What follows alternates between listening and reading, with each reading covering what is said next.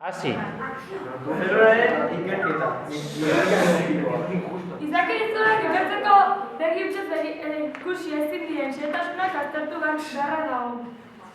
Xehetasunen irudi handitua lortzeko mikroskopioa erabiltzen da. Laborategietan mikroskopio optikoak dira egutenak. Mota horretako mikroskopioek zati mekanikoa eta zati optikoa dute. Giza begiak ezin dute 0,1 milimetrotik baino gutxiago objektuak ikusi. Eta objektu bat milimetro izan da ere oso gaizki ikusten duten xehetasunak. Mikroskopioaren zatiak. Zati mekanikoa, zati optikoaren euskadiren eta irudia fokatzea ahalbidetzen duen hainbat atalez osatua dago.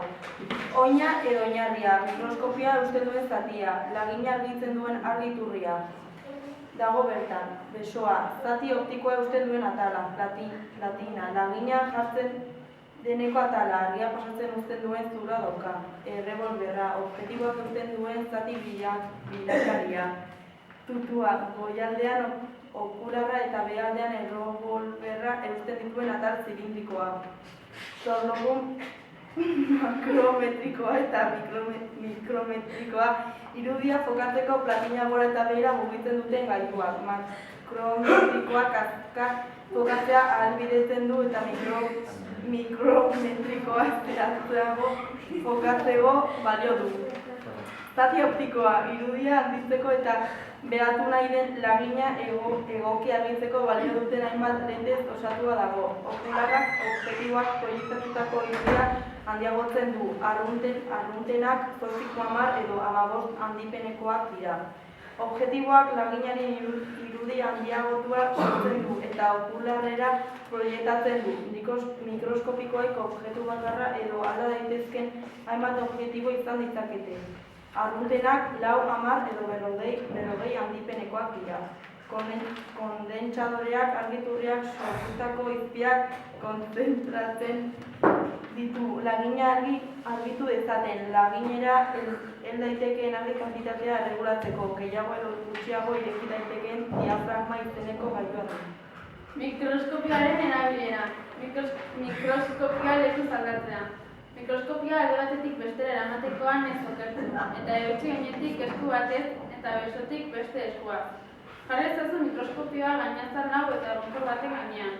Begiratu ea platinaren gainean handipen txikieneko objektiboa jarrita dagoen.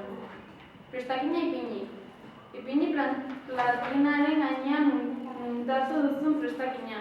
Paper puskatxoa platinaren irekidura gainean geratu behar du, eta letra posizio normalean irakurri behar duzu. Prestakina argiztatu. Objektu bat mikroskopiotik behatzeko lehenik argiztatu egin behar da. Oso garrantzitsua da argin intentsitatea kontrolatzea. Zeren eta ikusiko duzunez, prestakin guztiek ez baitute argi berdina behar. Argi egokia duzun egiaztatzeko okularretik begiratu. Zure begiak objektuak zeharkatzen duen argia zuzenean har dezan. Gutxien handitzen duen objektiboa jarri prestakinaren gainean. Gutxien handitzen duen objektiboa erabili behar da beti lehenik. Objektuaren bizta orokorra ematen digulako. Objektuaren ikuspegi orokor bati esker, aurrerago gehien interesatzen zaizun zona aukeratu ahal izango duzu. Handiagotuta behatzeko. Objektua fokatu. Orain objektua ahalik eta garbien ikustea da kontua. Hau da, fokatu egin behar da. Fokatze manuei esker egin dezakegu hori. Makrometrikoa erabiliz. Hurbildu prestakina ahalik eta gehien objektibora. Oso garrantzitsua da zegin hori kontrola dezazun. Zuzenean begiratuz, hau da, okularetik begiratu gabe. Izan ere, arreta jartzen ez baduzu, objektiboa eta prestakina talka egin eta hautsi egin daitezke. Prestakina fokatu eta gero, finago fokatu, mikrometrikoa erabiliz. Mikroskopikoaren zaintza eta mantenimendua. Mikroskopikoa arretan zendu behar duten auskorra da. Horretarako ondokaron bete behar dituz. Behaketa egin gero, ken ezazu laminak latinatik. Mikroskopiakoa gorde baino lehen, garbite okularrak eta objektiboak lenteak garbitzeko erabiltzen den paper bereziak. Bira ezazu errebolbera eta jarri platinaren gainean, handipen txikieneko objektiboa. Toloko makrometrikoaz jaitsi platina beheraino.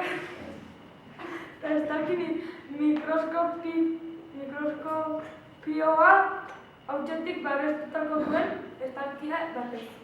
Mikroskopikoa alde batetik beste eramatekoan ez okertu, eta eutxe oinetik esku batez eta besotik beste esku.